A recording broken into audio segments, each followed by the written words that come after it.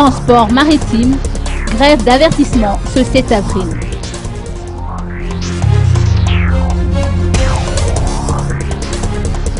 Les autorités compétentes n'ont toujours pas réagi aux interpellations faites par la Solidarité pour la défense des intérêts du monde maritime suite à la nomination contestée du directeur général de l'Agence portuaire maritime et fluviale ou APMF.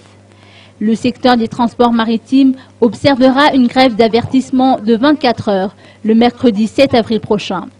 Il n'y aura donc aucun mouvement de navires dans les ports principaux et secondaires, comme nous l'explique Jean Ralimbe, inspecteur de la marine marchande.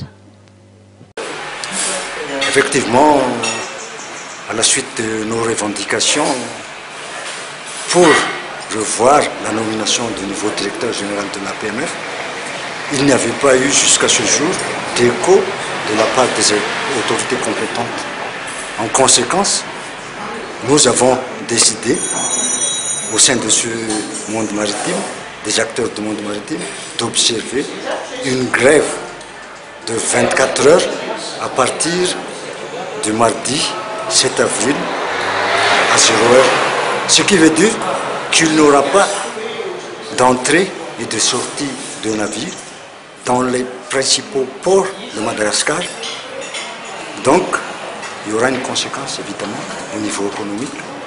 Parce que si je vous dis que ce jour de mardi 7 avril, à Majinga, au port de Majinga, normalement, il devrait y avoir un paquebot qui va accoster là avec des centaines de touristes.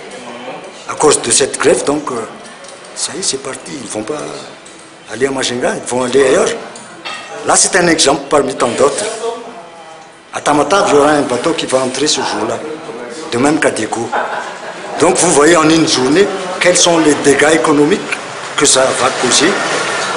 Mais nous, ce n'est pas notre volonté de bloquer la situation économique à Madagascar, mais nous avons décrété le mardi 7 avril, journée de solidarité pour la défense des intérêts du monde maritime. C'est pour dire aux dirigeants que nous sommes solidaires pour défendre ce secteur déjà mal en point, je veux dire. Parce que avec les gouvernements successifs, ils n'avaient pas eu le moindre idée de voir de près ce secteur. Donc il est temps qu'on informe le public et les autorités que le secteur maritime est malade. Donc il faudrait un directeur général, un dirigeant de cet organisme qui est la PMF, qui puisse tenir les rênes, un technicien vraiment qui connaît son métier.